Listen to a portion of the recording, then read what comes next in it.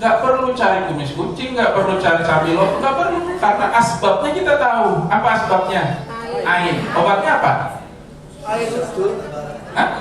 Air bekas itu. Ya, cari. Antum ketemu siapa tadi? Si Fulan. Di mana rumahnya? Sono. Datang nih.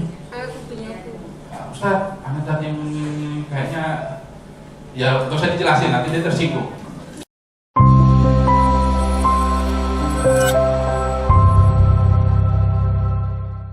Assalamualaikum warahmatullahi wabarakatuh. Waalaikumsalam. Alhamdulillah, puji syukur kehadirat Allah Subhanahu wa taala. Kita diberi kesehatan, diberi kesempatan, diberi nikmat yang tidak terhitung banyaknya. Coba teman-teman tarik nafas yang panjang, lepaskan dia, tarik lagi, lepaskan dia. Kemudian resapi sedikit nikmat yang ada di nafas itu. Kedua, coba teman-teman pegang jantung kita dan ucapkan banyak bersyukur kepada Allah atas detak jantung yang tidak kita perintah, tapi dia bergerak tanpa henti. Ketika tidur pun dia bergerak tanpa kita suruh. Sungguh nikmat yang sangat besar yang hanya sedikit orang syukurinya. Maka di Quran disebutkan qalilan ma tashkurun, hanya sedikit orang-orang yang syukur. Semoga Allah beri pemahaman pada kita yang hadir hari ini di taklim ini untuk menjadi pribadi yang bersyukur. Karena tidak ada balasan pada orang-orang yang bersyukur itu kecuali surganya. Dalam keadaan sehat, dalam keadaan sakit, dalam keadaan kecukupan, dalam keadaan kesempitan, ketika dia bersyukur, sungguh surga balasan buat dia. Semoga Allah jadikan kita satu di antara orang-orang yang ahli bersyukur itu. Amin ya rabbal alamin. Salawat serta salam mari kita haturkan kehadiran baginda Rasulullah Muhammad sallallahu alaihi wasallam, kepada keluarganya, kepada para sahabatnya, kepada tabi'in, kepada para syuhada, orang-orang yang berjuang menegakkan kalimat Allah hingga akhir zaman. Semoga kita satu di antara mereka itu yang berjuang itu. Kelak yaumil mahsyar kita dibangkitkan bersama baginda Rasulullah Muhammad SAW dalam barisan yang sama. Karena di sana hanya ada 3 barisan. Satu, barisan orang-orang yang beriman, di mana Rasulullah menjadi imamnya. Yang kedua, barisan orang munafikun. Dan yang 3, barisan orang-orang kafirun. Hari ini kita hadir di sini dalam kaitan pengen mengangkat kembali kejayaan pengobatan Islam yang dulu pernah berjaya. Tidak ada dokter di sana, tidak ada perawat di sana, hanya mengandalkan Quran sebagai obatnya. Itu pernah berjaya bertahun-tahun, beratus-ratus tahun, dan sekarang hilang. Hari ini teman-teman hadir di sini dalam kaitan itu. Semoga ini menjadi amaliyah yang besar buat kita semua. Semuanya semangat? Semangat ya. Semoga Allah kuatkan ya. Tim Nabawi, tagline yang luar biasa Bapak Ibu sekalian. Kalau di sini Bapak Ibu belajar akupuntur, belajar pijat, belajar opung, belajar ilmu-ilmu pengobatan yang lain, ketahuilah itu hanya pelengkap saja. Apa pengobatan utamanya? Dialah Atib An-Nabawi. Nabi berkata, aku tinggalkan 2 perkara atas kalian. Apabila kalian berpegang teguh pada duanya, niscaya kalian tidak pernah susah, tidak pernah tersesat. Quran dan hadis, termasuk ilmu pengobatan.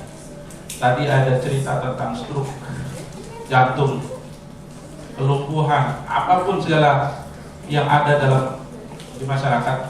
Tidak ada satu jawaban yang lebih sempurna kecuali ada di Quran.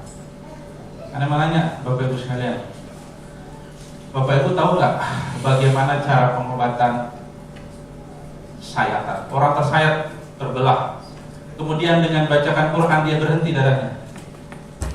Antum tahu? Belum. Ketika terjadi patah tulang oleh sesuatu peristiwa, Kemudian dia bisa tersambung dengan mudahnya. Sudah ada yang tahu? Belum? Kalau belum, ilmu kita belum cukup. Di Quran ada. Coba buka di Quran surat Al-Baqarah 260. Peristiwa di zaman Nabi Allah. Siapa? Ibrahim alaihissalam. Coba baca ayat itu. Itu menggambarkan sesuatu kedahsyatan yang luar biasa. Ketika burung itu dipotong-potong, taruh di gunung timur, selatan, barat, utara. Kemudian kau panggil lagi ya Ibrahim, dipanggil. Yang tadi sudah terpotong-potong itu nyatu kembali. Darah yang berceceran itu bersatu kembali. Di situ sinyal kecil Allah tampilkan dalam Quran. Lah sekarang kita jauh dari Quran.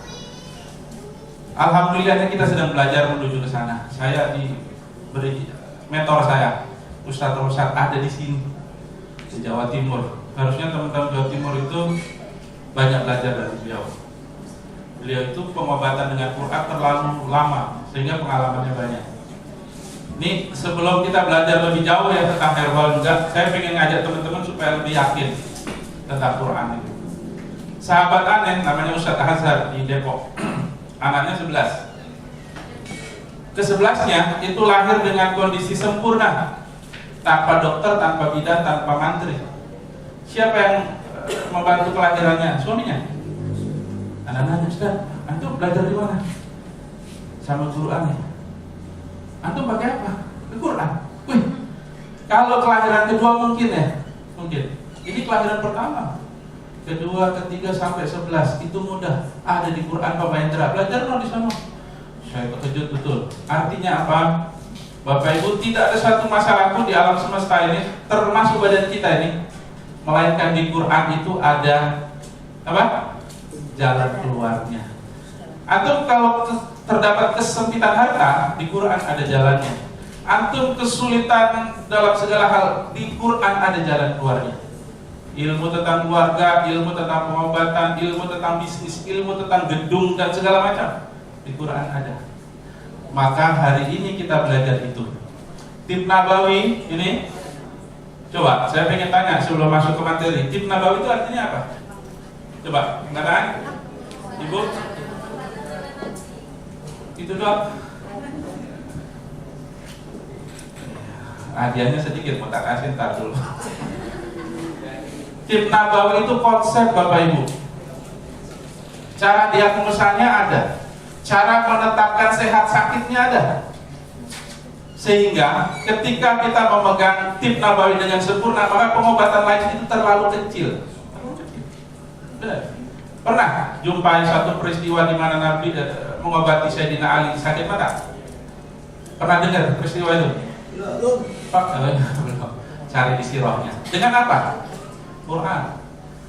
Pernah dengar kisah Nabi Yakub alaihissalam ketika memutih matanya, diobati hanya dalam hitungan detik saja. Pakai apa? Quran. Kita, ini kan pengobatnya, jauh dari sumber ilmu itu sangat disayangkan. Oleh karenanya kita belajar ya ke depan ya. Kuatkan keyakinan itu dengan sungguh-sungguh supaya Quran jadi obat. Ada syaratnya. Quran ini supaya jadi obat. Pernah sakit kepala? Pernah. Bacakan Quran terus tempel di kepala, hilang nggak sakitnya? Enggak, berarti ada yang salah. Qurannya atau kitanya? Nah, semua sudah paham. Berarti kita harus belajar lebih jauh. Anda mau nanya teman-teman, Quran ini bisa menjadi syifa yang sempurna. Antum kalau sakit, nyeri perut, baca Quran, tempel, hilang. Sakit kepala, baca, hilang sakitnya. Itu dengan Quran, tapi ada 7 syaratnya. Ada 7 poin penting yang antum jaga itu supaya Quran ini menjadi syifa. 1, apa?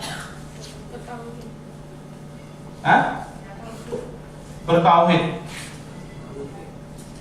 Artinya tidak boleh ada kesyirikan dalam orang-orang yang menjadikan Quran sebagai sifat, bergantung kepada sesuatu selain Allah. 2. Coba. Bapak Ibu, Anda mau nanya Quran surat Al-Isra ayat 83, siapa yang hafal? Itu dalil kita di belajar Bukhari tuh udah lama. Ustaz. Apa? Baca. وَنُنَزِّلُ مِنَ الْقُرْآنِ مَا هُوَ شِفَاءٌ وَرَحْمَةٌ لِّلْمُؤْمِنِينَ وَلَا يَزِيدُ الظَّالِمِينَ إِلَّا خَسَارًا. Ya, Ustaz maju. Ini hadiahnya banyak. Ambil satu yang cuma. Wa nunazzilu minal Qur'ani ma huwa. Huwa itu dia Al-Qur'an. Syifa wa rahmatul lil mu'minin wa la yazidu dzalimina illa khasara. Apa makna di situ? Yang sini ya, ya. Yang mulai dari harus pun ke sini antum pilih satu. Yang ini besar Ustaz. Oh, maaf. Yakin Wah, bagus semua nih. Al-Quran itu Ini Ustaz. bisa menjadi sifat lil mu'minin, bagi orang-orang yang beriman. Apa makna iman? Yakin. Kalau antum nggak yakin, jangan berharap. Kau baca Fatihah berulang-ulang, kau usap di kepala yang sakit itu hilang nggak? Poin kedua, yakin. Poin tiga, ini kita belum masuk ke kronis dan autoimun ya. Basicnya dulu, basic. Ngobati kronis sama autoimun diabetes insya Allah mudah. Konsepnya nggak usah terlalu susah-susah. Di tip Nabawi sempurna pengobatannya. Ayo. Quran itu bisa menjadi sifat tapi ada syaratnya. Ada syaratnya. Hah? Niat. Niat ini poin nomor 1. Quran itu bisa sifat, nomor satunya niat dulu. Untuk apa? Untuk kemasyhuran atau untuk supaya dilihat dia? Jangan berharap. Oke. 4. Apa? Yuk. Kita taklim hari ini. Ayo. Hah? Saya sempurnakan. Orang ini kalau pengen mau menjadikan Quran itu sebagai sifat, dia harus menghindari semua makanan yang haram. Nabi bilang, manakala seseorang makan makanan haram, dalam 40 hari doanya tidak dijabah. Padahal kita sedang mengobati orang. Harus menghindari makanan yang haram. Haram ini harus dijauhi. Oke, apalagi makanan yang haram tidak boleh masuk ke dalam badan. Kenapa? Karena dia akan merubah fitrah dari sel. Nanti ada cerita pada antum. Kenapa orang mengobati diabetes itu bisa sempurna? Kenapa tidak? Dokter bilang mengobati ini sumber hidup ya Pak. Maksudnya? Ya tiap hari minum dok. Iya. Berarti konsep itu konsep kedokteran barat. Dalam tip Nabawi tidak ada. Tidak ada satu penyakit pun kecuali ada obatnya. Yakin gak itu? Itu harus kita punya. Kalau tidak, itu bukan konsep tip Nabawi. Konsep tip Nabawi itu harus yakin dengan perkataan Nabi, yakin dengan apa yang ditulis dalam Quran. Salah satunya itu, semua penyakit ada obatnya. Oke, apa lagi? Sabar dalam berobat. Enggak. Akal.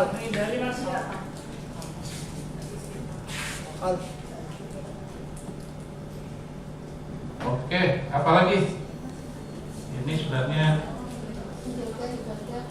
Pola makan ala Rasulullah. ke sini maksudnya makanan. Makanan yang halal. Baju yang dipakai, yang nempel di badan ini nggak boleh bersumber dari yang haram. Nggak bisa. Kalau kita mau gunakan Quran sebagai sifat, lihat dulu baju kita. Jadi kayaknya baju kita nih subhat dari barang riba kali ya, ganti. Nggak bisa atau gunakan Quran sebagai sifat. Kalau baju yang melekat ini bersumber dari yang haram, nggak bisa. Berarti harus dibersihkan. Baju ini artinya pakaian. Apalagi? Sedekah. Hah? Sedekah. Yakin niat, makanan yang haram dihindari, pakaian dihindari, dari sesuatu yang bermasalah. Oke, satu lagi. Hijrah. Hah? Hijrah. Hijrah. Hijrah. Hijrah. Ya. Istiqomah jalan Allah. Ini gunakan nanti cari. Quran itu nggak perlu lama harus dalam penggunaannya. Sahabat menggunakan itu hitungannya detik. Sahabat menggunakan itu hitungannya hanya hari saja. Nabi mencontohkan itu nggak pakai lama. Berarti ada yang salah dalam metode kita menggunakan Quran sebagai sifat. Ya, ini clue di awal. Yang paling harus dijaga ini dan ini Bapak Ibu sekalian. Tidak boleh ada keraguan, tidak boleh. Antum kalau ragu tidak ada keberkahan dalam keraguan, tidak ada. Jadi kalau menggunakan Quran, Pak saya sakit perut, nyari sambil loto jauh, temulawak jauh, madu jauh. Quran ada di kepala, kenapa tidak gunakan itu? Itu masalahnya. Pak saya ada tumor, mau jantung, mau segala macam tadi itu yang kita cerita. Quran itu ada di kepala kita tuh. Kenapa tidak digunakan itu? Nah, kita kondisi yakinnya sangat tipis. Itu masalahnya. Harusnya ketika kita mengalami sesuatu hal, Masya Allah, maka apa yang kita hafal, gunakan itu. Nah, Anda mau nanya, siapa dari teman-teman, ini hadiahnya banyak, yang hafal doa yang dibaca Nabi Allah, siapa yang sakit panjang? Ayub alaihissalam. Bentar. Lama.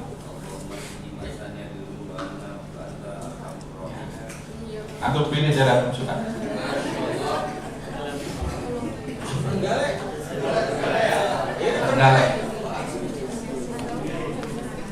Masyaallah duru wa anta arhamur rahimin. Dari sana. Nah, Suruh apa kata Nabi? Dia tidak berdoa minta, ya Allah sembuhkan aku, enggak. Apa kata Nabi Ayub alaihissalam? Ya Allah, kau tahu aku lagi sakit. Bahasanya itu. Ya Allah, sungguh kau tahu aku lagi sakit. Dan engkau adalah zat yang maha penyayang dari seluruh yang penyayang. Itu kalimatnya. Dalam hitungan detik perintah diberikan pada beliau, kemudian dihentakkan kakinya, muncul air buat mandi, sembuh seketika, gak perlu lama. Begitulah Quran. Apa yang ada di situ rahasianya? Surat awal Fatihah apa? Ada Ar-Rahman, ada Ar-Rahim.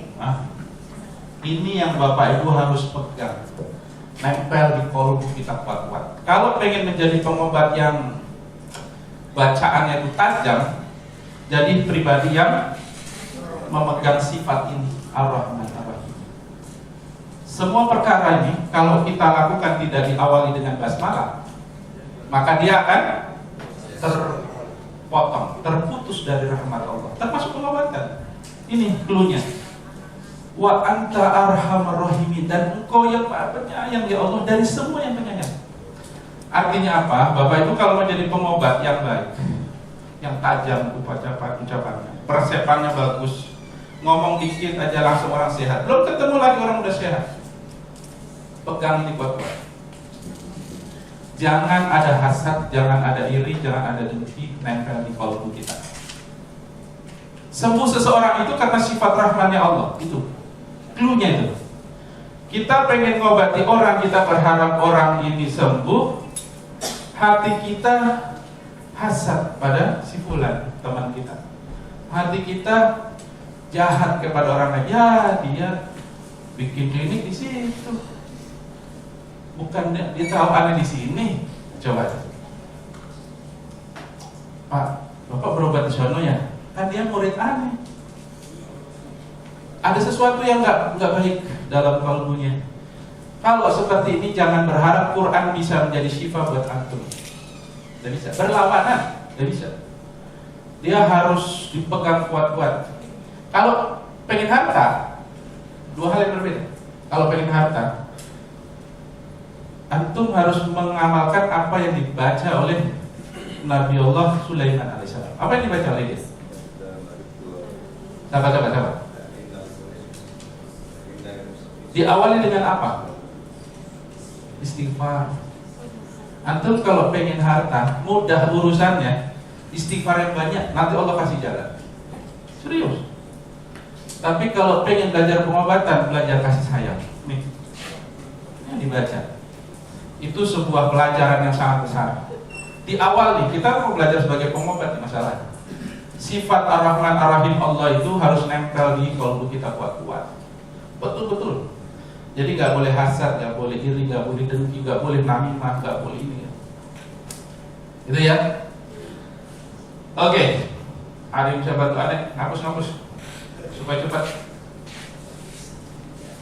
Nah.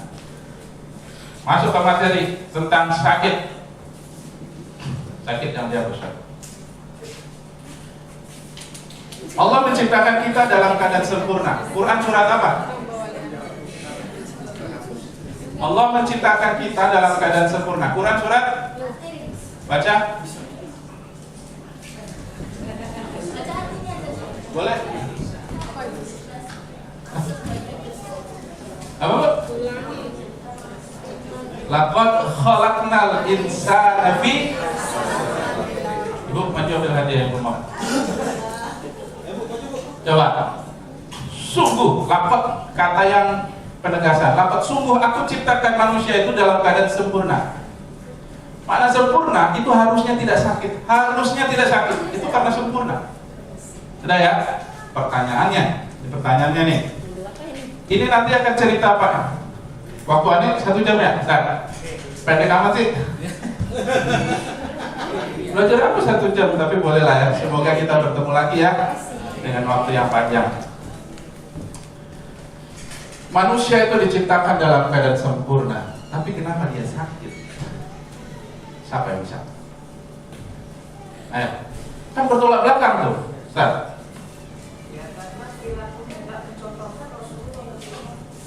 Oke. Videonya ya. Masya Allah. Sakit karena perilaku buruk. Teman-teman, ini semua bisa dibahas secara medis. Sangat bisa, nanti mudah-mudahan Anda bisa jabarkan. Bagaimana sih hasad itu kok bisa menyebabkan orang gangguan jantung? Bisa. Dokter, oh iya benar juga itu kata si Anu. Benar. Kok bisa ya kok jadi kanker kata si Anu kok begini ya? Bisa ternyata. Perilaku yang buruk bisa menyebabkan orang sakit. Nanti kita urai. Oke, apa lagi? 2. Hah? Dosa. Membersihkan dosa. Apa lagi? Iri dengki, Mana tadi? Makanan mana? Makanan kenapa? berlebihan. Makanan ini dijabar ya. Mulai sekarang teman-teman yang gabung di PTNI tidak boleh mencela makanan ya. Kita tadi makan apa? Makanan ikan ada bumbu-bumbu ini segala macam. Jangan dilihat aduh kolesterol, aduh asam urat, aduh. Nggak boleh ya. Itu ucapan mencela. Dalam bilang makanan, coba buka Quran tuh dari ujung ke ujung. Isinya makanan itu adalah berkah. Makanan itu adalah berkah. Sesuatu yang berkah itu mustahil menimbulkan mudarat. Itu yang harus ada di kolom kita. Mustahil sesuatu yang Allah berkahi menimbulkan mudarat. Mustahil. Sekarang, kenapa makanan itu menimbulkan asbab sakit? 1, karena dia haram. 2, karena dia syubhat. Kita ragu tapi kita makan. 3, berlebihan. 4, apa lagi? Basi. Ada makanan yang basi bisa dimakan nggak? Ada. Bukan basi. Tidak thayyib. Pertanyaannya, makanan yang tidak thayyib itu kayak mana? Hah? Ya haram. Enggak. Anda menanya, Ustaz, super mie itu thayyib atau tidak? Ya, ragu kan? Padahal super mie itu halal hukumnya. Ya kan? Oke, ngaco. Siapa yang bisa mendefinisikan makanan yang tidak thayyib itu yang mana sih? Ibu. Dimakan tanpa membaca bismillah. Oh, itu lain bab. Itu lain bab. Makanan yang tidak dibaca dengan basmalah itu justru dimuntahkan. Tapi kalau dia sempat dia baca bismillahirrahmanirrahim wa awalu wa akhir, itu tidak menyebabkan suatu larangan, kelalaian. Itu nanti ada sini, tidak baca basmalah. Emang kenapa sih Pak? Ada nanti uraiannya ada. Kenapa Nabi bilang harus baca basmalah? Itu ternyata di kesehatannya ada. Apalagi? Ulangkan yang tidak thayyib tadi, Ibu. Karena prosesnya. Karena prosesnya. Yang seperti apa? Coba jelasin. Anggur. Terus? Berubah menjadi anggur yang Memabukkan. Itu mah bukan thayyib lagi, bukan tidak thayyib, haram. Anggur kan? Tapi kalau cuka boleh. Cuka itu ada proses alkoholisasi dari cuka. Cuka itu makanan yang disukai. Ibu? Kebersihan. Makanan yang tidak mengandung nutrisi itu makanan tidak thayyib. Contohnya? Mie instan itu nutrisinya banyak. Kalau dia terbuat dari ubi, bisa. Tapi oke, Ibu ambil sesuai Ibu mau. Makanannya tidak bergizi. Adakah? Ya pasti ada ya. Ini kita cari ya. Pasti. Apalagi makanan yang tidak thayyib itu kayak mana, Ibu?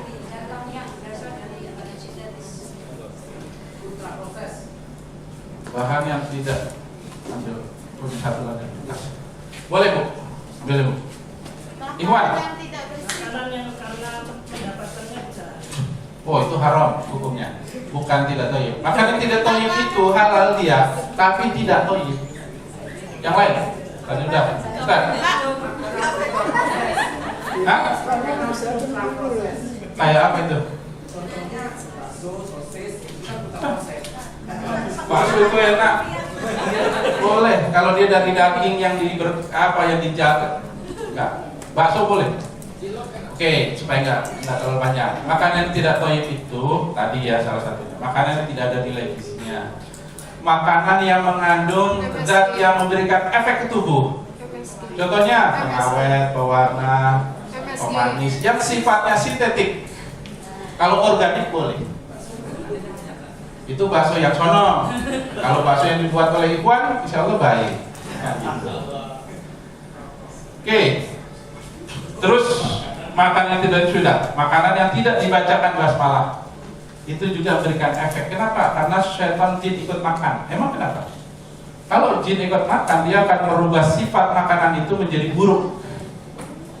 Gitu. Makanya jangan makan tanpa disertai dengan Bismillah dengan namamu ya Allah. Gitu. Terakhir. Nah, apa? Yang tidak boleh terjadi pada makanan ini sehingga dia menjadi makanan yang tidak diberkahi. Ada? Nah? Oh. Dicelak. Sampai jam tadi. Ibu, ambil Bu, masih banyak. Dicelak. Berarti masih satu lagi. Kotor. Kotor memang larangannya nggak boleh. Tidak baik. Badir bukan makanannya, itu sifatnya. Kamu? Berlebihan udah. Kadaluarsa, dasi tadi udah. Itu masuk tidak thayyib. Kadaluarsa itu makanan tidak thayyib. Makan makanan menggunakan tangan kiri. Ingat, ini dilarang dalam Islam. Dia merusak sistem sel. Nah, nanti ya, uraiannya panjang. Pada saat seseorang tidak menjaga makanannya, dia bisa menyebabkan sakit. Apalagi? Kita sebelum cerita ke kronis dan autoimun. Ini dulu. Ayo. Makan yang diundang itu kan biasanya kan berdiri. Makan sambil berdiri. Makan sambil berdiri. Itulah ini cara ya. Cara makan. Cara makan itu berdiri atau pakai tangan kiri. Itu cara. Masuk di bab ini. Berarti 1, 2, 3, 4, 5, 6, 7. Tadi di awal 7 apa tadi itu? Lupa nih.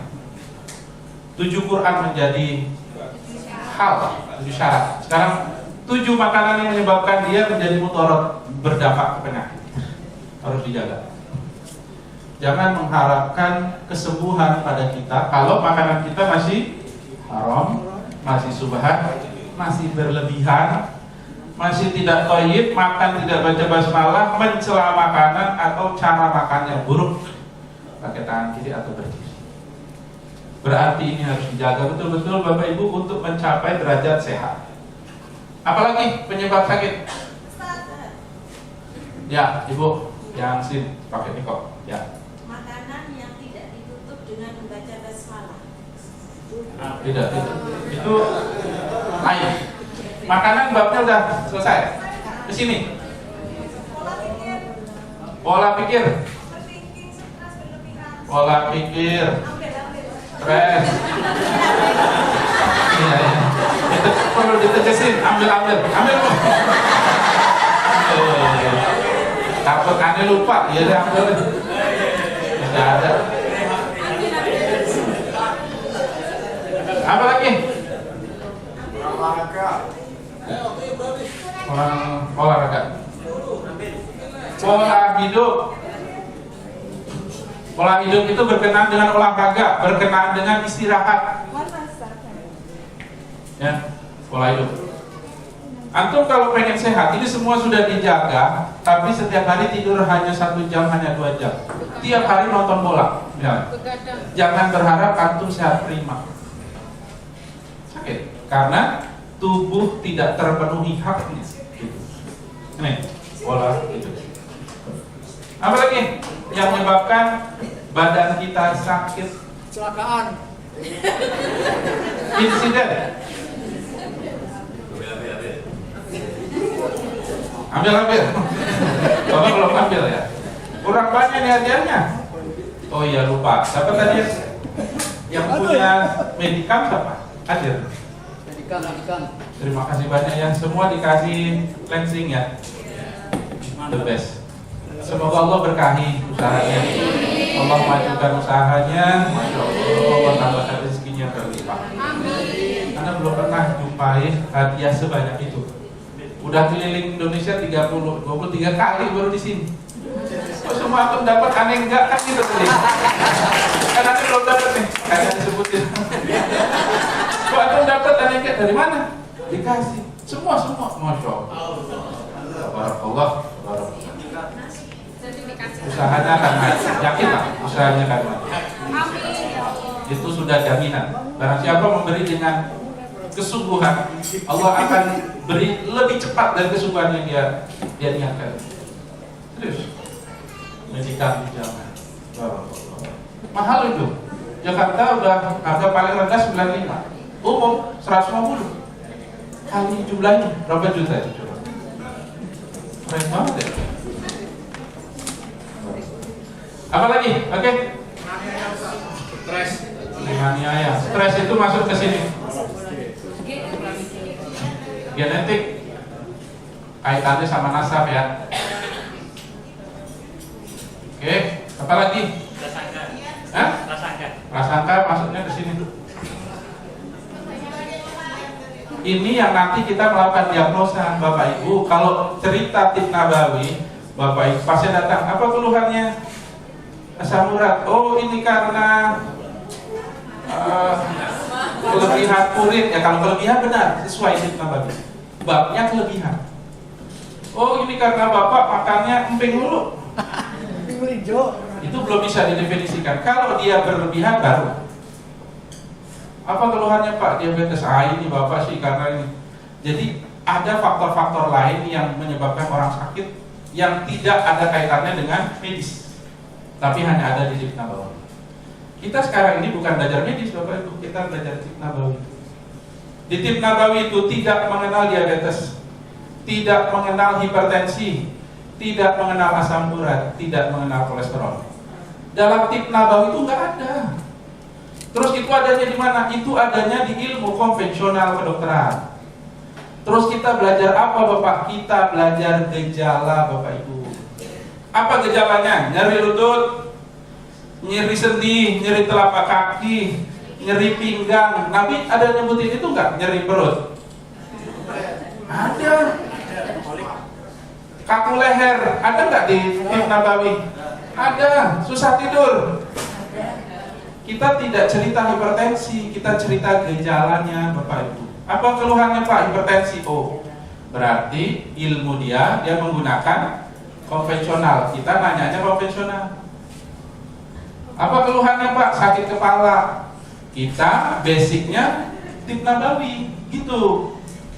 Sakit kepala Pak? Iya. Sejak kapan? 2 hari yang lalu.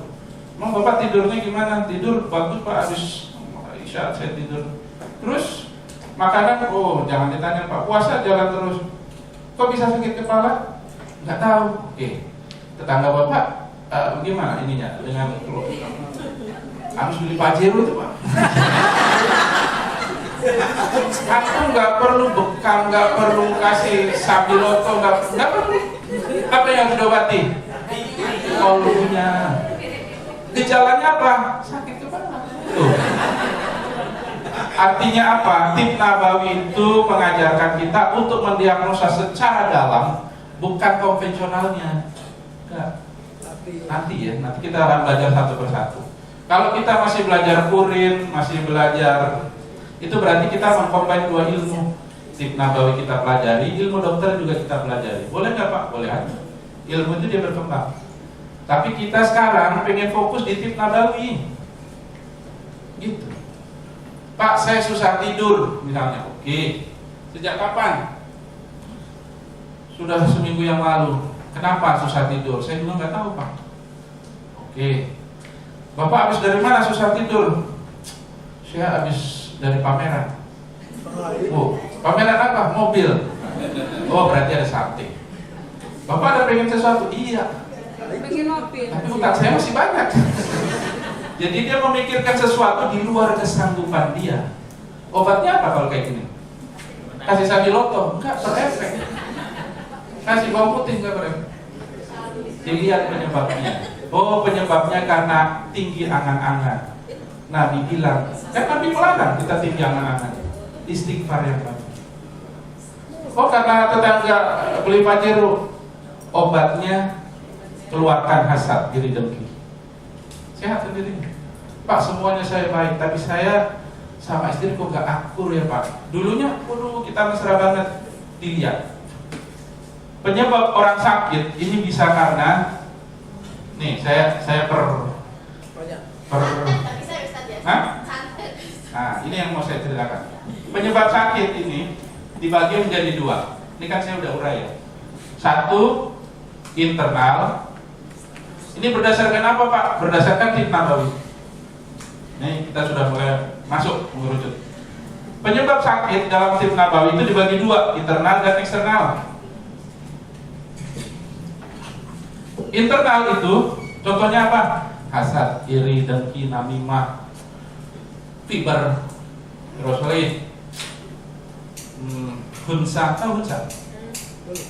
Orang di sini mungkin saya belum lihat.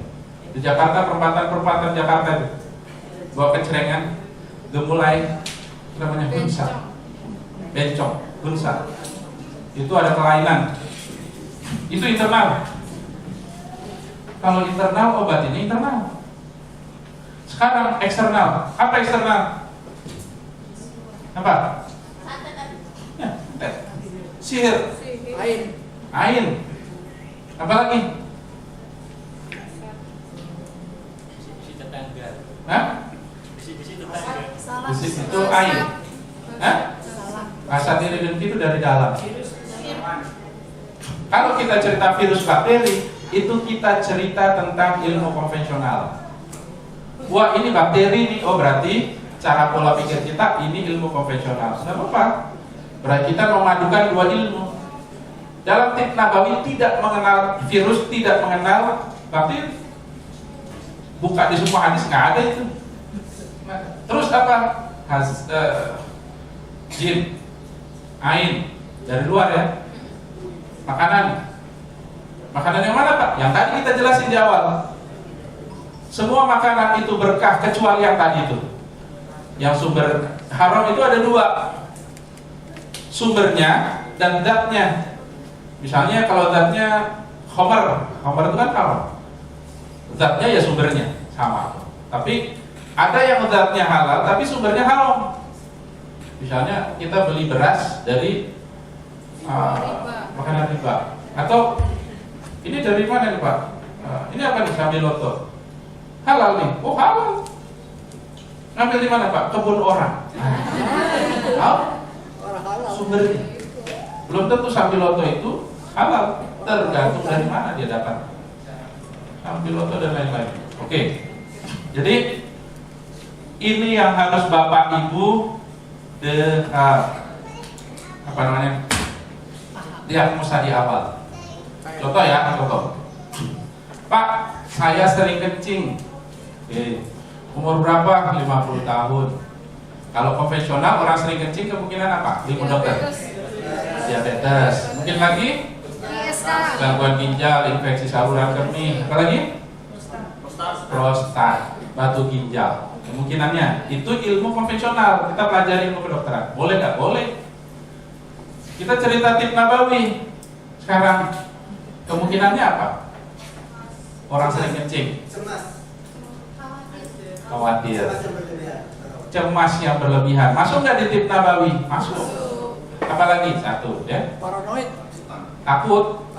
Takut yang berlebihan. Terkencing-kencing. Orang yang takut itu berarti dia jauh dari Allah tuh, makanya dia takut.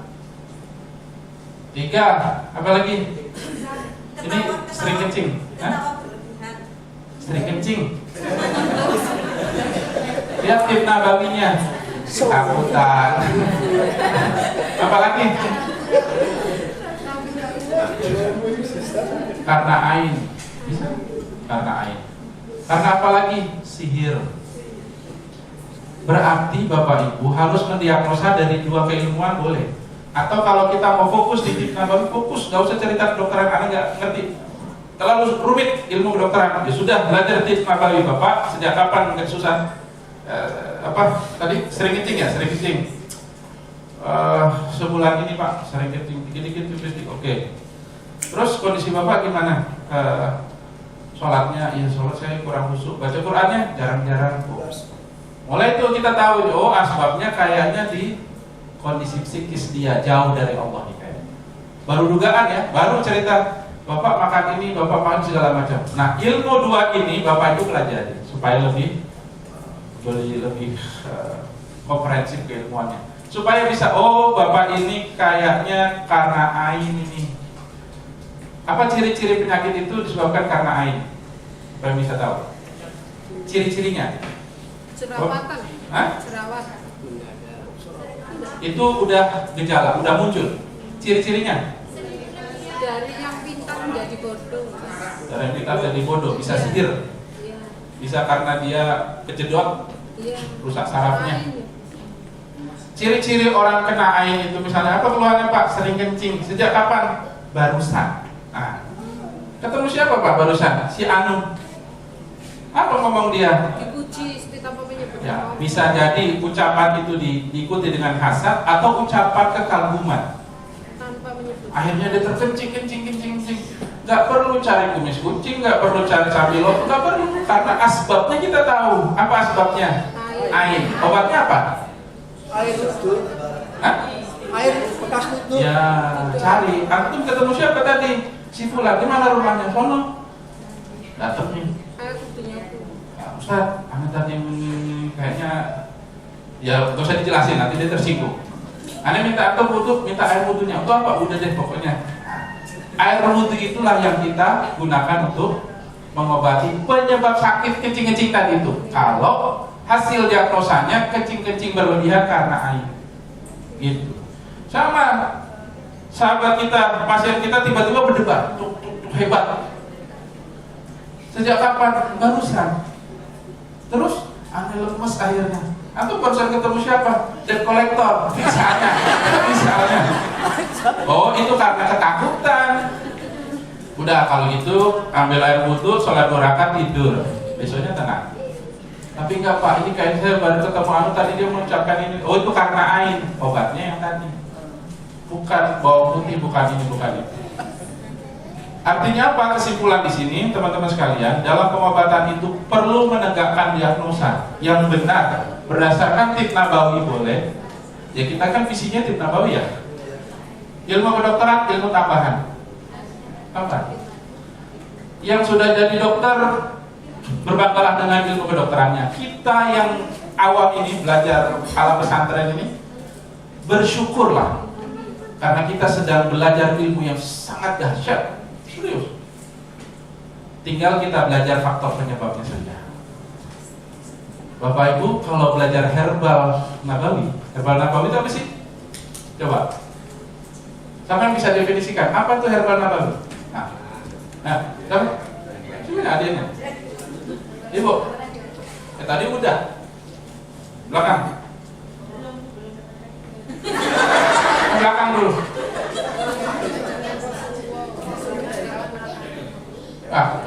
Definisinya kurang sesuai. Ibu depan, ya. Ya, ibu masih. Herbal nabawi itu adalah herbal yang disebut secara zahir, secara langsung dalam Quran maupun hadis. Tapi catatannya Bapak Ibu sekalian, tidak semua tanaman itu disebut satu persatu. Di sini disebut sambiloto, di Aceh disebut apa tuh?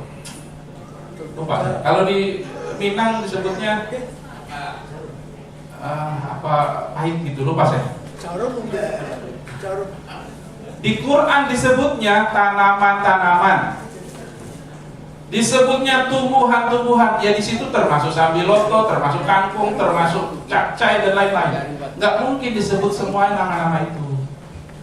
Artinya sambiloto itu pun bagian dari pengobatan tib nabawi. Maksudnya dalilnya mana Pak? Dalilnya itu disebut dalam Quran tanaman-tanaman, termasuk sambiloto, rumput mutiara, pegagan dan lain-lain. Habas sauda disebut di mana? Hadis. Di Quran ada nggak? Ada. Disebut apa? Biji-bijian. Biji-bijian termasuk habas. Apalagi? Lada. Apalagi? Madu. Cerita biji-bijian dan madu. Dulu jangan di belakang. Ingat madu langsung klik. Ada yang nanya nih buat mama nih. Madu itu sumbernya dari mana? Lebah. Tawon. Lebah. Dari apanya? Perutnya. Dari perut lebah. Jangan dibilang sekarang. Siapa yang jawab tadi? Ibu, udah ambil aja. Ambil. Pertanyaannya, madu itu termasuk obat herbal atau bukan? Astagfirullah. Hah? Ibu? Karena dalam Al-Quran disebutkan. Candol satu. Madu disebut di Quran maka disebut obat herbal. Belakangnya, Ibu bilang tadi apa? Oke, nggak sesuai. Ini secara definisi supaya nggak salah Bapak Ibu. Satu contoh lagi. Bapak Ibu tahu albumin dari apa? Dari ikan gabus. Untuk obat apa? Luka. Ibu nih ya, yang lagi sesar, pasca operasi, apalagi lah pokoknya terjadi robekan jaringan, nggak usah sedih, nggak usah khawatir. Allah ciptakan gamat dan albumin itu sebagai obat yang Allah berikan spesial untuk mengatasi luka. Itu obat herbal bukan? Bukan. Apa arti herbal? Herbal itu artinya tanaman. Herb dari bahasa Inggris, herb besarnya tanaman. Yang dari hewan apa? Gamat. Apalagi? Albumin tadi dari ikan gabus. Omega 3. Omega 3 dari ikan hiu. Vermin dari cacing. Itu bukan herbal. Itu tergolong dalam obat natural dari hewan. Oke. Ada yang mau ditanya nggak sebelum kita masuk lebih jauh? Tidak ada. Pak, saya pengen gunakan obat-obat herbal mana yang terbaik. Fokuslah obat herbal yang disebut dalam Quran dulu sebagai Ini herbal itu. Oh, yang atas bibirnya. Lebih boleh lah. Ini supaya racikan kita bagus ya. Yang sana. Bapak Ibu kalau pengen ngobati cepat, orang bilang obat herbal lambat. Anda jawab tidak. Karena udah banyak obat orang. Anda sendiri bahkan ini. Jasad yang artis. Obat itu nggak perlu berhari-hari pakai herbal. Serius. Dengan syarat satu, sesuai bahannya. Kita harus belajar bahan betul-betul. Sambiloto itu dipakai apanya Pak? Daun, ranting atau akar? Nggak boleh salah. Temulawak yang dipakai mana Pak? Akarnya, umbinya, atau batangnya, atau daunnya? Itu nggak boleh salah. Satu, harus benar spesifik bahan. Yang kedua, harus benar umur tanaman. Tadi Ustaz sudah nyampaikan di materi awal. Jahe di Surabaya, jahe di Trenggalek, jahe di Wonosobo beda. Itu bisa, ya, waktunya cukup bisa Anda terangkan. Kenapa dia beda? Bagaimana Pak caranya tuh? Itu nanti. Dua ya, umur tanaman. Asal dia dari mana? Itu penting sekali. Dan yang paling menentukan Bapak Ibu sekalian, dosis. Sama-sama minum Sambiloto, dosisnya berbeda, akan berbeda hasilnya. Sama-sama Sambiloto, sumber bahan bakunya satu dari Surabaya, satu dari puncak Gunung Semeru sana, berbeda hasilnya. Sama-sama Sambiloto. Sama-sama dosisnya, satunya minum 5 kapsul, satu juga 5 kapsul. Kok dia sehat, saya enggak ya Pak? Itu karena tanaman di mana dia tumbuh itu mempengaruhi khasiat yang ada di dalamnya. Nanti kita belajar lanjut ya. Ada 14 indikator tanaman itu akan berkhasiat, bahasanya cespleng. Kalian ngobati orang usus buntu itu lebih dari 18 orang. Apa keluhannya Pak? Usus buntu. Tahu dari mana? Periksa dokter. Apa kata dokter? Membengkak, radang, bocor kan? Enggak. Obati pakai herbal. Apa yang saya gunakan? Ini mungkin teman-teman bisa pakai. Pakai Sambiloto, temulawak, 2 itu. Sambiloto 5 kapsul, temulawak 5 kapsul. Banyak amat Pak, sampai 5. Bapak Ibu, 1 sendok Sambiloto, 1 sendok temulawak itu berbanding 7 kapsul. Padahal kalau kita bentuknya rebusan, seduhan, itu 1 sendok itu untuk 1 cangkir minuman. Artinya itu sebanding 7 kapsul sekali minum. Pak, ini enggak bahaya. Enggak. Obat herbal itu rentangnya cukup panjang. Jadi kalau antum ngeresepin apa keluhannya demam, antum kasih Sambiloto 1 kapsul, antum kasih temulawak 1 kapsul, apalagi brotoat, enggak akan kelihatan hasil.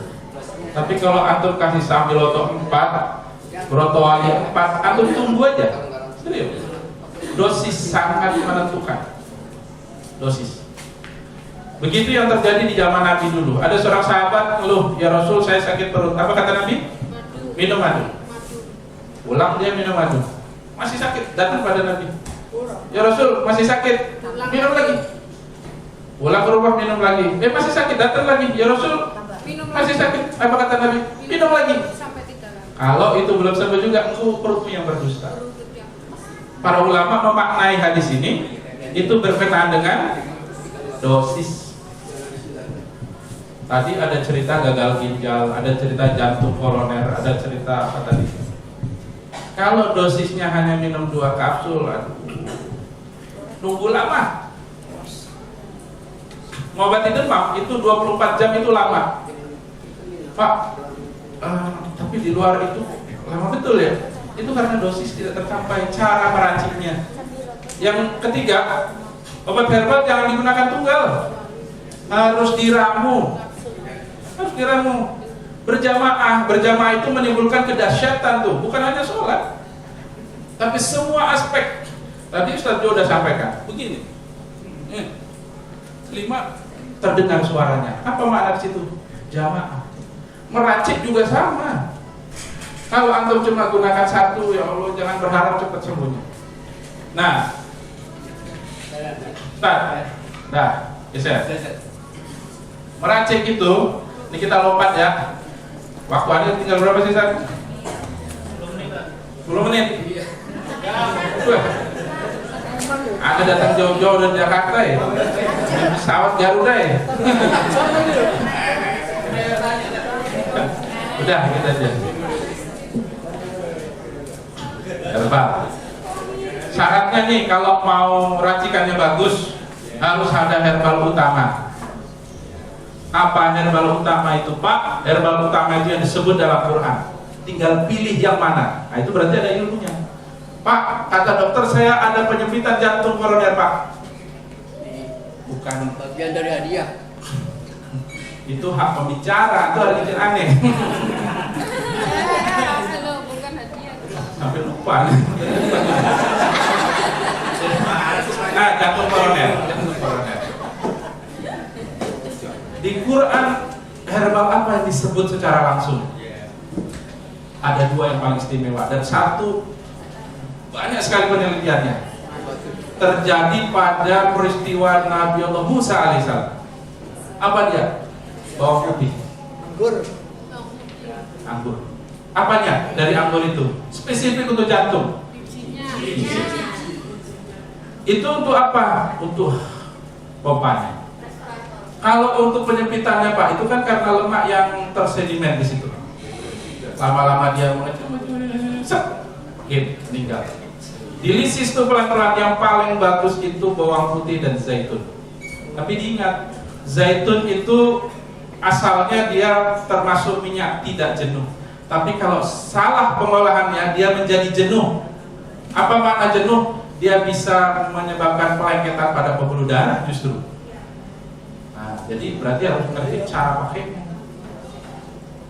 Antum nih, kalau dokter bilang, Pak, ini sudah ada penyempitan nih di jantung kira-kira 40% atau 60% atau 70% udah mulai nyeri-nyeri ya Pak? Iya, nggak usah khawatir, nggak usah bersedih. Antum cari bawang putih, bikin kapsul. Repot amat, beli. Teman-teman yang jualan, nggak ada Pak, herbal misalnya ada. Jadi jualan aneh. Bawang putih diiris tipis-tipis, ya, kemudian dikeringkan, antum blender atau tumbuk jadi tepung, masukin kapsul. Sekali minum 4-5. Kalau minum 1, Masya Allah, kapan itu dia hasil? 4-5. Pak, repot amat, bagaimana? Kalau gitu dimakan langsung. Langsung. Tapi Nabi memberikan 1 isyarat. Orang-orang yang makan bawang menimbulkan aroma. Nabi tidak menyarankan, dia tidak suka orang-orang ini masuk ke dalam masjidnya. Berarti bagaimana Pak? Ya diolah. Masuk kapsul apa? Bawang putih itu termasuk the best, terbaik untuk melisis lemak yang menggumpal di pembuluh darah. Mau di otak, mau dimanapun, mau di jantung. Tapi kalau dia hanya tunggal, efektivitasnya masih di tengah. Dia perlu tambahan herbal juga yang disebut dalam Quran. Di dalam surat Al-Insan ayat 7. Apa? Tadi dibahas oleh guru kita. Jahe. Di surat Al-Insan disebut apa manfaat jahe? Melancarkan sirkulasi darah. Supaya bawang putih kan ketika kita minum masuknya ke lambung. Diserap oleh pembuluh darah, dibawa ke seluruh tubuh. Siapa yang bertanggung jawab membawa itu? Jantung, lewat sirkulasi darahnya yang bagus. Jahe memberikan dampak untuk melancarkan sirkulasi darah.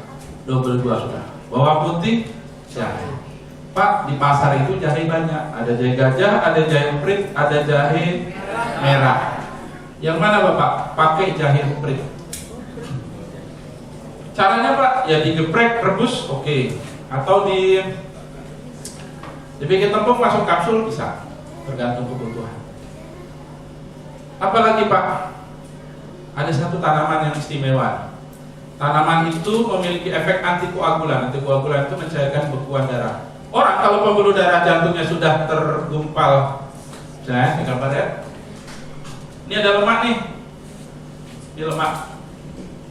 Sirkulasi darah ke sana terhambat, tidak sempurna. Kenapa? Ada lemak. Maka dia nempel-nempel di sini. Nah, lama-lama menjadi trouble. Berarti bukan hanya lemak ini yang diobati, tapi sel darah yang menggumpal juga. ada tanaman yang istimewa antikoagulan terbaik untuk ini, yakni daun dewa. Nah, itu caranya. Daun dewa itu bukan yang buah ya, yang kayak sawi kecil. Berarti bawang putih, jahe, daun dewa, udah sempurna. Tinggal dosisnya. Pak, sejak kapan darinya? Udah 1 bulan. Sini nih Pak, minum resep saya. Sholat yang baik, syukur ya Pak, jangan diri-diri segala macam. Bapak datang sini 10 hari lagi. Kalau nggak ada perubahannya, Bapak istighfar yang banyak. Obat itu sangat terbaik untuk pengobatan jantung. Semua yang Allah takdirkan tentang penyakit itu, sungguh semua penyakit itu ada obatnya. Kita menuju ke sana. Tib Nabawi itu menyusung 3 modalitas Bapak Ibu. 1, apa? Quran healing atau spiritual healing. 2, al-hijamah. 3, herbal. Ini tidak boleh dipisah-pisah, harus satu kesatuan. Pak, ponakan aneh baru umur 7 hari, kuning sekarang Bapak. Banyak terjadi nggak? Banyak. Apa yang antum lakukan? Cari obat. Obat apa yang kita pelajari? Obat yang Al-Quran. Kalau obat dokter itu bukan urusan kita, itu urusan dokter. Dibalur ke badannya, kasih cahaya. Obat itu salah satunya cahaya. Cahaya apa? Matahari yang paling sederhana. Tadi kita cerita banyak, saya lupa. Cahaya, air itu bagian dari obat. Tulis ya. Obat yang Allah berikan dalam Tib Nabawi ini, yang pertama apa? Madu itu urutannya di bawah. Apa lagi? Quran. Quran itu obat nomor 1. Pak, pasien aneh ada di Mekah, ada di Madinah, bisa nggak diobati di sini pakai Quran? Bisa. Pak, di Madinah kasih madu, masya Allah lama betul ngirimnya. Sakitnya hari ini.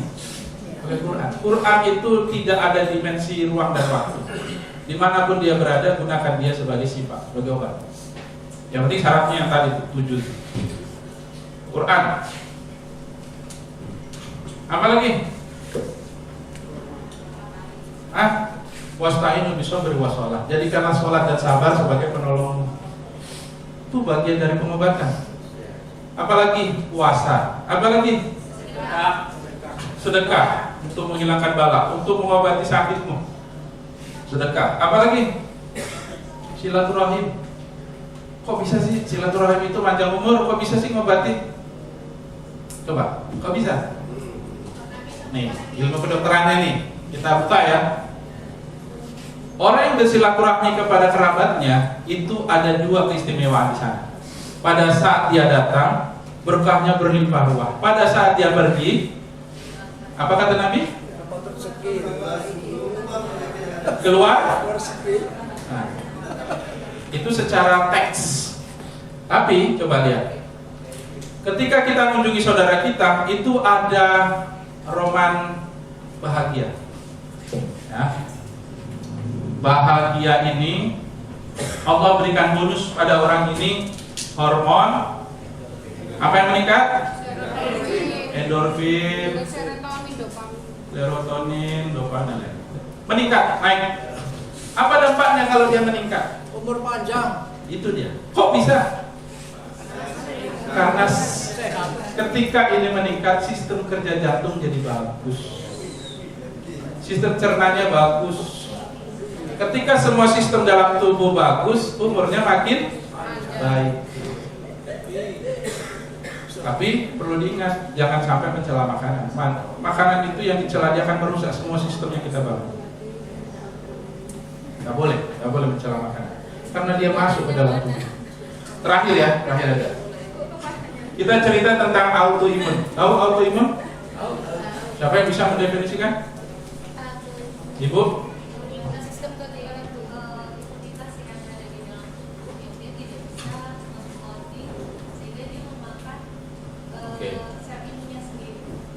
Ibu udah dapat hadiah belum? Udah dapat hadiah? Ibu tadi? Coba Coba definisikan. Betul. Menyerang imunnya sendiri secara garis besarnya seperti itu. Jadi dia sudah tidak bisa membedakan mana yang penyakit, mana yang bukan. Jadi semua diserang dengan imunnya sendiri. Dan tidak bisa mengontrol. Ya. Allah ciptakan imun itu untuk kekebalan tubuh. Ibu mau hadiahnya? Mau? Ambil. Tapi dalam satu waktu dia menyerang dirinya sendiri. Pertanyaannya kenapa? Dokter, kalau kita tanya, dok, ini keluarga saya diagnosa autoimun. Penyebabnya apa sih dok? Dokter bilang tidak diketahui secara pasti. Dia menimbulkan efek seribu wajah, penyakit yang banyak banget. Pertanyaannya, Allah menciptakan imunitas kita itu untuk menjaga patogen, serangan dari luar masuk. Tapi pada waktu yang bersamaan, imun itu tidak memiliki kemampuan membedakan ini patogen, ini bukan, sehingga dia menyerang tubuh kita sendiri. Jantung kita diserang, liver diserang, pankreas diserang, ginjal diserang, karena dia tidak bisa membedakan. Pertanyaannya, kenapa? Itu bisa dijawab di Tigna. Ayo, teman-teman. Kenapa imun yang Allah ciptakan secara fitrahnya sebagai sistem pertahanan itu dia justru buta, tidak bisa membedakan mana yang harus diserang, mana yang tidak. Dia diserang aja semuanya. Kenapa? Selnya stres. Oke. Nih, ya. Lihat ya. Bapak Ibu. Ini termasuk penyakit degeneratif. Diabetes, hipertensi, jantung, ginjal gagal, dan segala macam. Itu bermula dari gangguan sel. Kenapa mata kita bisa lihat? Tutup, gelap, buka, lihat, masuk. Karena selnya bagus. Kenapa tangan kita bisa genggam? Karena selnya bagus. Kenapa lidah bisa membedakan asin, tawar, manis? Karena selnya bagus. Bermula dari sini. Sekarang, apa yang menyebabkan sel ini rusak? Itu fokus kita di Tip Nabawi. Sel ini dia fitrah. Fitrah gimana Pak? Menurut perintah yang Allah kasih. Pankreas itu, hei pankreas, aku ciptakan engkau ada di tubuh manusia dengan satu fungsi, menghasilkan hormon insulin untuk mengendalikan kadar gula yang berlebihan supaya dia balance. Pada satu waktu pankreas itu ngambek, tidak mengeluarkan hormon insulinnya. Fitrahnya berubah, kesucian dia dalam tugasnya berubah. Sel ini, ya sel apa saja termasuk autoimun itu. Artinya Bapak Ibu sekalian, kalau jumpai pasien dengan kondisi seperti ini, perbaikilah selnya. Itu secara apa? Secara Tib Nabawi. Oke, apa yang menyebabkan sel itu rusak Bapak? Satu yang paling ditakutkan itu adalah makanan haram. Sel pankreas itu bisa menghasilkan insulin, atau sel itu bisa menangkap gula masuk ke dalam sel, itu karena sensitivitas fitrahnya dia bekerja. Kenapa dia tidak bekerja? Karena terblok oleh makanan yang haram. Jangan dikira Bapak Ibu, makanan kita ini semuanya tidak abu-abu. Ya, kita kan PNS Pak. Apalagi ada yang PNS, mohon maaf ya. Aduh, dari mana gaji PNS itu? Dari pajak. Antum bayar pajak semua? Antum rela? Pada gerundel itu. Sesuatu yang gerundel itu halal atau haram sih? Nah, itu dia jawabannya. Nah, terus bagaimana Pak? Kan saya satu sudah istighfar yang banyak lah. Istighfar yang banyak. Gak bisa kita nih contoh tadi deh. Tentang pestisida itu. Pak dokter kita udah nyampaikan. Bapak Ibu nyadar nggak? Tadi kita makan nasi, ya beras. Yakin nggak beras itu dia murni tanpa pestisida? Tidak yakin ya? Bapak Ibu aja nggak yakin tapi makan terus ya. Disinilah keberkahan Allah itu. Padi, ini baru padi nih, belum ayamnya, belum macam-macamnya. Kalau dibedah itu ya Allah takut kita makannya. Karena banyak pestisida. Pestisida itu apa sih Pak? Racun. Pak, tapi kan saya sehat, saya udah makan. Begitulah kasih sayang Allah itu. Kita sudah makan terus kita tidak bersyukur, ya Allah. Betapanya. Nah itu dalam Tib Nabawi. Jadi Bapak Ibu sekalian, goal kita di Tib Nabawi itu harus menjadi pribadi yang bersyukur. Ini goalnya. Dan orang yang bersyukur itu sangat sedikit. Kalau pengen sehat paripurna, jadilah orang yang bersyukur.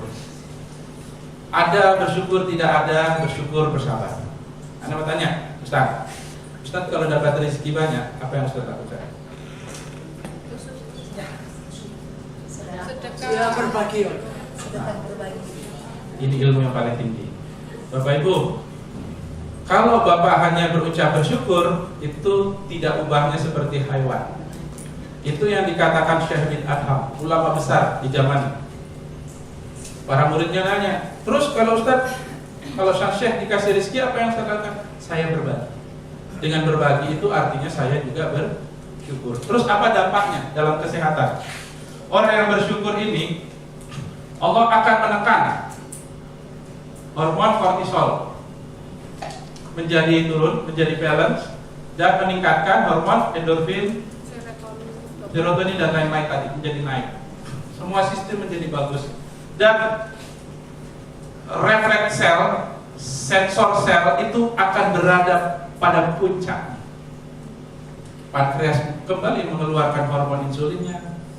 Sel-sel tadi yang dia berubah dari sifat awalnya, dia akan kembali pada fitrahnya dengan cara bersyukur. Pak, saya udah lakukan.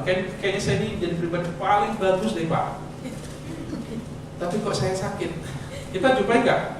Ada ulama besar, ibadahnya jangan ditanya, tawaduknya Masya Allah, tapi dia sakit. Ada nggak? Ada. Kenapa itu terjadi? Ujian. Sama ceritain terus. Nabi Adam dulu kan jadi yang Ujian. paling baik.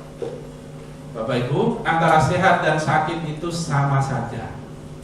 Kita ini kan seolah-olah nikmat itu kalau sehat saja. Padahal sakit itu juga nikmat dari Allah. Itu capaian tertinggi.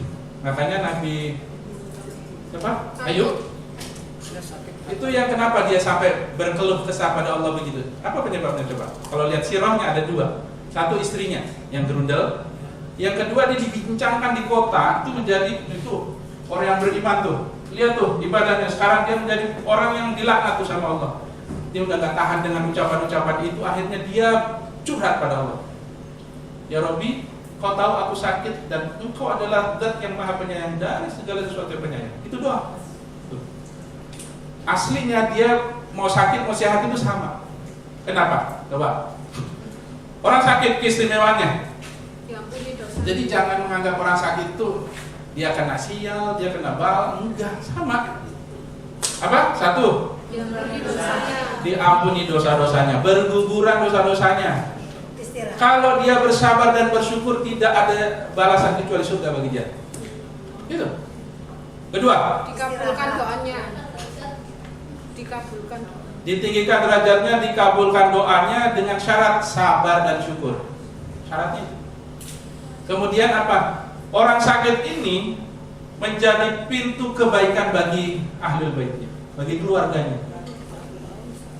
Dulu suami saya gagah luar biasa, sekarang dia layu di depan TV, gak bisa apa-apa. Ketahuilah, itu adalah pintu surga buat istrinya. Itu berbakti. Dulu istri saya luar biasa, sekarang dia tidak punya daya dan apa-apa. Akhirnya itulah pintu surga bagi suaminya. Jadi tidak ada sesuatu itu melainkan Allah tetapkan semuanya baik. Jadi jangan mencela orang sakit itu karena masa lalunya oke lah, masa lalu mungkin dia makan ini makan segala macam. Tapi antara sehat dan sakit itu kedudukannya sama di hadapan Allah. Ada kebaikan dalam sakit, ada kebaikan dalam sehat. Semuanya baik. Itu aja dulu saya kira. Berarti harus sabar ya. Ada dua, bersabar Sabar ya. dan bersyukur. Alladzina amanu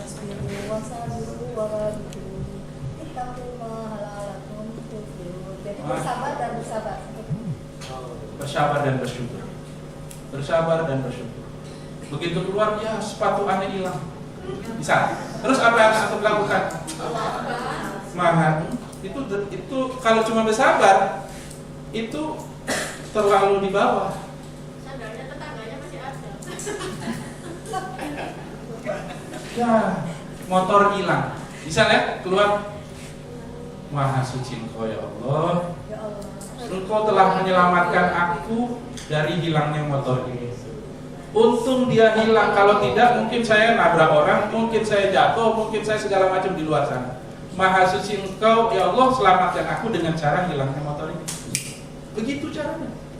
Termasuk ya sendalku hilang. Ini sendal baru yang menyebabkan anak ini ada kiper dia di sendal baru gagah. Jadi jalannya beda gitu. Akhirnya Allah tarik dari dia untuk menyelamatkan dia. Ucapannya Maha suci Engkau ya Allah, aku ambil sendalku. Tidak ada suatu ketetapan yang Allah berikan kecuali itu baik buat kita. Untuk apa ini Bapak? Ini yang teman-teman harus sampaikan ke pasien kita. Kan nanti ada resep, ada nasihat, tadi yang Ustaz sampaikan banyak tadi itu. Ustaz Hamid tadi terangkan banyak. Salah satunya ini menjadi pribadi yang sabar begitu. Sehingga pada saat pasien kita sehat, kita tidak jumawa. Pasien aneh semuanya sehat. Yang stroke kemarin-kemarin kalau obati seminggu 2 minggu bisa jalan, ada jumawa. Kalau dia tetap masih sakit, gak ada perubahan, terus gak ada kesedihan, mau sehat mau tidak, kita kembalikan pada Allah saja. Itu goalnya terakhir. Jadi pribadi yang bersabar dan bersyukur. Saya kira itu. Jazakallah buat teman-teman sekalian. Nanti harapannya bikin pelatihan tematik. Tematik itu bahas satu persatu penyakit. Ini kan umum. Yang kronis itu kayak mana sih Pak? Apa saja? Kan belum dijelaskan. Herbalnya apa? Titik bekamnya bagaimana? Doanya apa? Pak, keluarga saya tiba-tiba kuning wajahnya, lemes. Oh, ini kalau dokter kayaknya hepatitis. Kalau tip Nabawi nggak usah dilihat hepatitisnya. Terus dia apa lemas? Oh ya, oke, lemas. Berarti ada sesuatu yang berlebihan di situ. Oh, diceritakan situ SGPT, SGLT-nya tinggi naik. Nah, itulah yang berlebihan kalau di kedokteran. Kita nggak fokus di situnya. Titik bekamnya mana? Herbalnya apa? Terus baca Qur'annya. Ini 3 rangkaian ini satu kesatuan yang jangan dilepas dalam satu waktu pengobatan. Pak, apakah semua boleh dibekam? Enggak. Pak, apa semuanya harus herbal? Enggak. Kapan dia harus dibekam, kapan harus herbal, tergantung diagnosanya. Pak, apakah semuanya harus pakai Quran? Ya. Semua pengobatan harus menggunakan Quran. Tapi apakah pakai herbal? Belum tentu. Apakah pakai bekam? Belum tentu. Apa dalilnya Pak? Itu yang dilakukan oleh Nabi kepada sahabatnya. Sahabat Nabi yang sakit, tidak semuanya dibekam. Tidak semuanya diberi herbal. Tergantung jenis penyakitnya, penyebabnya.